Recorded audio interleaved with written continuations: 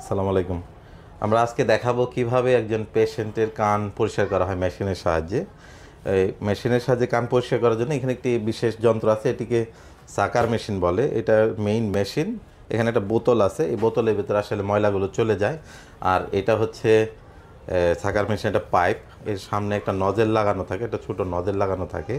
তো এইটাই হচ্ছে আসলে বিশেষ যন্ত্র, যে যন্ত্রের সাহায্যে কান পরিষ্কার করা হয়। কানে কোনো ময়লা থাকলে সেগুলোকে এই সাকার মেশিনের সাহায্যে টেনে নিয়ে আসা হয়। তো সাকার মেশিনটা আমরা কীভাবে চালাই, এটাকে আমরা একটু ইলেকট্রিক লাইনের সাথে সংযুক্ত করি।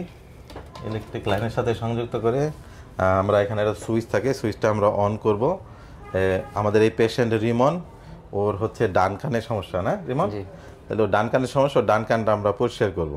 তো এটা করার জন্য আমার আবার বিশেষ একটু প্রস্তুতি নিতে হয়। আমার হাতে একটি বিশেষ চশমা আপনারা দেখতে পাচ্ছেন, এটিকে লুপ বলে। অর্থাৎ আমি ওর কানের ভিতরে যেই ময়লাটা থাকে এটাকে, অর্থাৎ কানের ছিদ্রে যে আমি প্রবেশ করব, আমাকে দেখার জন্য এই লুপটা কানের ছিদ্রটাকে আরও বড় করে আমাকে দেখাবে। তাহলে হচ্ছে আমাকে দেখতে সুবিধা হয়। ও কোথাও খোঁচা খাবে না, ওর কোনো ভয় নাই, কোথাও কোনো ব্যথা পাবে না। তবে হ্যাঁ, মেশিনের একটা বিশেষ শব্দ আছে, মেশিন চালুর একটা শব্দ আছে, এই শব্দটা হয়তো ওর কানে একটু শব্দ হবে। তাইলে আমি এই চশমাটা একটু পরে নেই। এটাকে লুপ বলে। লুপ, আমার মাথায় একটা হেডলাইট আছে, সেই সাথে ইএনটি ডাক্তাররা সবাই ব্যবহার করেন একটা হেডলাইট। এবং আমি এই সাকার নজেল দিয়ে ওর কানটা পরিষ্কার করব। তো অনেক সময় আমরা কানের ভেতর একটু ময়লা যাতে ভালোভাবে পরিষ্কার হয়, সেজন্য অনেক সময় আমাদের কাছে আরেকটা ড্রপ আছে, সেটা হলো হাইড্রোজেন পারঅক্সাইড বলে, মানে একটা মেডিসিন আছে।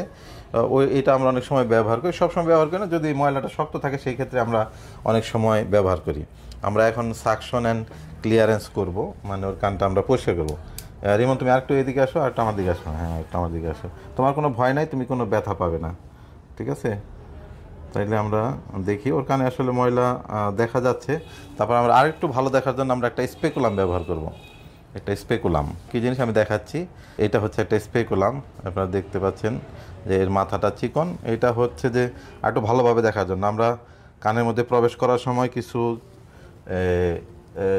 চুল থাকে, সেই যে লুমগুলো, সেগুলোকে এই স্পেকুলামের সাহায্যে আমরা সরিয়ে দিই।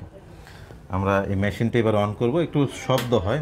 তাহলে হচ্ছে আমরা মেশিনটা চালু দিলাম, মেশিনটা আমাদের চালু হয়ে গেছে। এবার আমরা একটু, আসলে কানের ভিতরে খুব ছোট জায়গা, একমাত্র যিনি কাজটি করেন তিনি ছাড়া কেউ দেখতে পান না। এই যে আমরা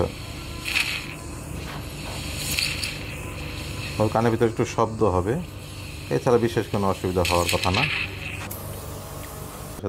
বসে থাকো, হেলান্দা থাকো, হেলান্দা থাকো।